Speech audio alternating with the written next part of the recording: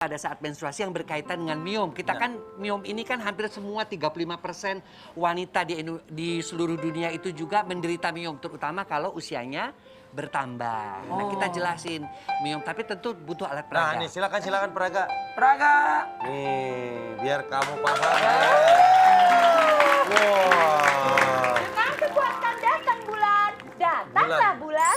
Bulan, dengan kekuatan bulan. Kekuatan bulan. Ada Pak, ada yang kayak gitu. Emang udah ganti omongannya? Enggak, emang dari dulu bulan kekuatan Jadi bulan. dengan apa? Dengan kekuatan bulan, Nah. datanglah bulan. Bukannya Aku akan menyelamatkan cinta. gimana mau nyelamatin cinta? Cintanya aja baru berakhir.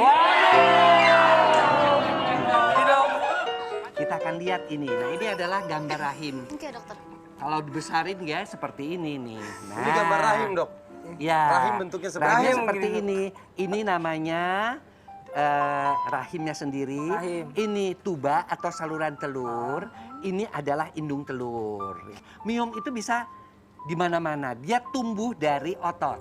Ya, kalau dalam bisa dia keluar segini namanya subserous ya, atau yang di dalam itu mukos namanya. Nah, miom ini kalau karena darah haid itu keluar, dia keluar ke daerah intim wanita ya, ini bisa mengakibatkan nyeri.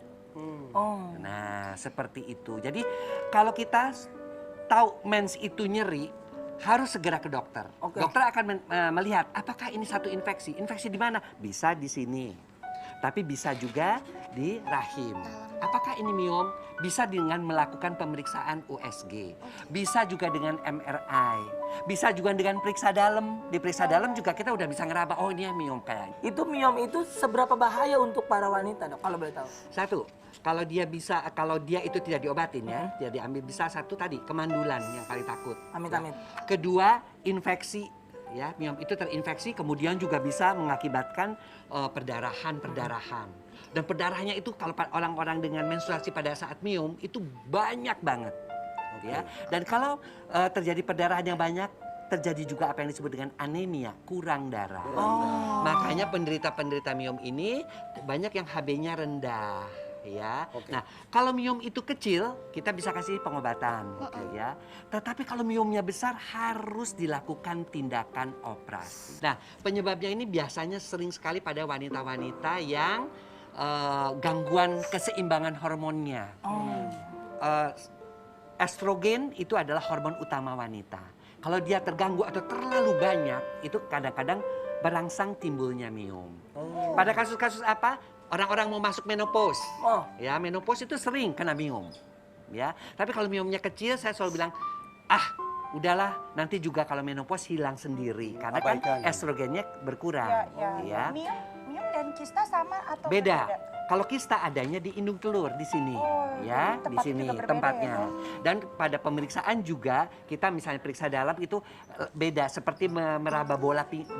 Kalau miom tuh keras, lebih keras. Yang biasanya orang kira kayak hamil anggur itu apa sih, Dok? Kalau hamil anggur di sini, Itu dia miom. bukan hamil keluarnya anak, tetapi itu adalah Anggur. bagian dari ya seperti anggur, ya seperti anggur. Jadi lahirnya itu ya berupa butiran-butiran seperti anggur, makanya disebutnya hamil anggur. Itu Emang bukan kenapa harus anggur gitu Dok? Emang jambu nggak bisa gitu? Loh. Aduh, Selin, Itu cuma kamu nih istilah. mendingan kita ke bulan aja yuk. Karena kan kecil, kalau gede mungkin bisa semangka. Ya.